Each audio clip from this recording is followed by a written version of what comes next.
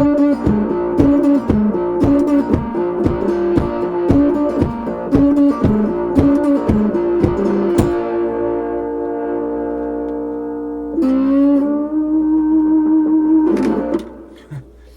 isn't a music video, it's a talking video.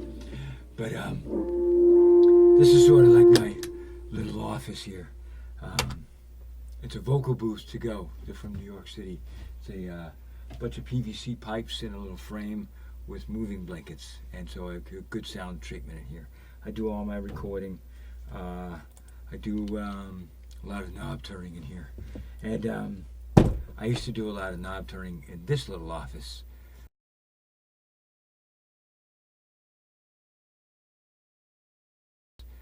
That was in the back of this little building.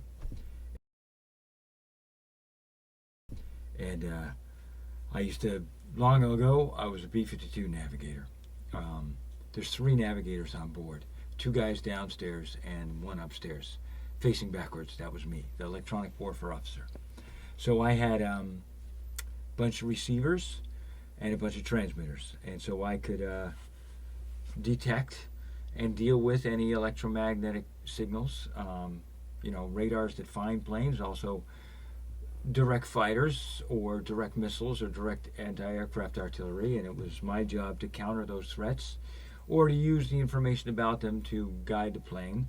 So usually I was called a defensive systems operator, but I could also use my equipment in a very disruptive sort of sense too.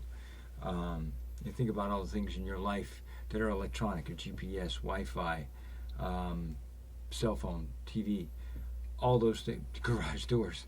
If you live in Montana and had garage doors open in the 90s, I'm sorry, it might have been me.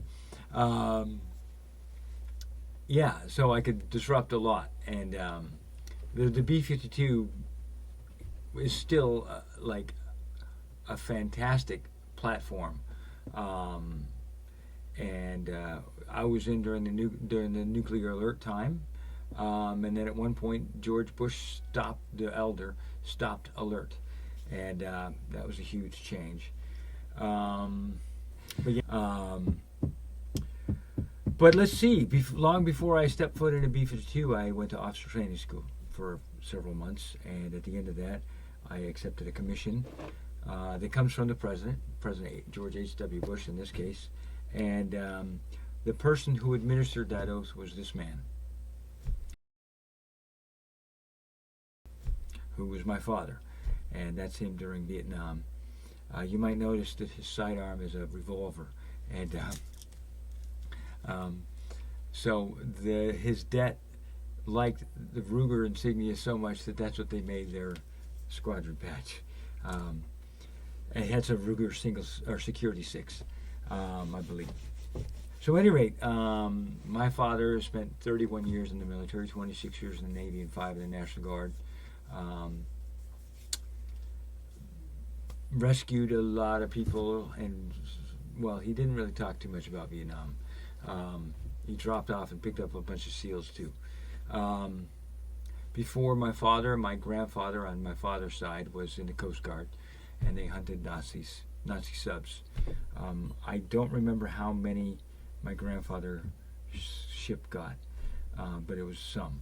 The Coast Guard in total got, I think, 11 subs during World War II. My mother's father was a doctor on a hospital ship during World War II, also basically fighting the Nazis. And the story goes he got shot but stayed on the ship because he was the only surgeon, and I don't know how that story can be true, because if you're on a ship and you get shot, it's probably something a lot bigger than like a rifle or handgun bullet. I don't know. Anyone who knows that story is dead, so I can't really, I don't really know. All 3 of my mother's brothers were either in the Navy or the Marines, and then my father's brother was also in the Navy, not as a career, but for a few years. So I come from a family of people in the military, and one of my siblings has 2 kids that are in the Coast Guard, and they've both been stationed in beautiful Puerto Rico, and Hawaii and other places too. When you accept that oath, you take an oath to support and defend the Constitution from all enemies, foreign and domestic. Um, and I can't believe that one of the greatest enemies to the United States Constitution is running for president. And that's why I'm making this video. I'm forever reminded when I think about the connection between Putin and himself, about Nikita Khrushchev banging his shoe on the podium at a talk in 1956 in Switzerland and saying, "We will bury your grandchildren." And it was taken probably out of context, but it's always been the understanding that the Soviets and the Russians are very patient, and they will seek to undermine our process of democracy, and they're doing that. They're doing that very well. But how is he an enemy of the Constitution? Well, what's the purpose of the Constitution? That's set forth in the preamble. We, the people of the United States, in order to form a more perfect union, establish justice, ensure domestic tranquility, provide for the common defense, promote the general welfare, and secure the blessings of liberty for ourselves and our posterity, do ordain and establish this Constitution for the United States of America. Lynn Ahrens wrote that song that became the Schoolhouse Rock video. We, the people of the United States. Well, everything about that man is about him. In fact, even that's why he's probably running for president, to keep himself out of jail. Everything is about him. Forming a more perfect union, well, he seeks to divide us constantly, denigrates huge sectors of our population, wants to demonize immigrants, LGBTQIA people, women, anyone who disagrees with his ever-changing opinion. Establish justice, well, he's a felon. He's a felon, for Christ's sakes. He plans to use the DOJ as his own personal Gestapo. He's the opposite of justice. And, he was indicted, he was impeached for trying to get investigations on, or dirt on, his opponents. So, no, establish justice, forget it. Ensure domestic tranquility, well, when protests were going on, he wanted to shoot protesters. That is part of the First Amendment, to peaceably petition the government for redress of grievances. And he incited riots. He has incited the riot at January 6th, and he has already said that he's going to encourage more. He encourages violence at rallies. Provide for the common defense? No. Well, he wants to stiff veterans all the time. He weakens NATO. He wants to pull us out of NATO, tells our allies that he will not support them. He cozies up to dictators like Putin, Kim Jong-un.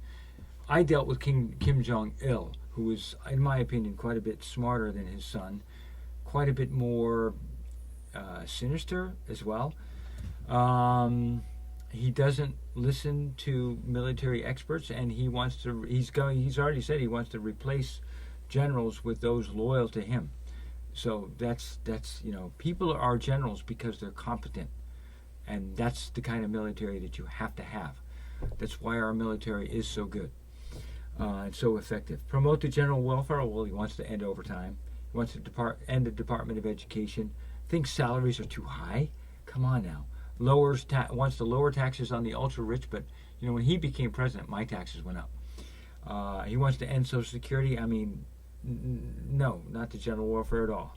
Secure the blessings of liberty to ourselves and our posterity. Again, he wants to strip liberty of women, just basic bodily autonomy. That enough is disqualifying, let alone he wants to kick legal immigrants out and deport them. He wants to put transgender people in camps.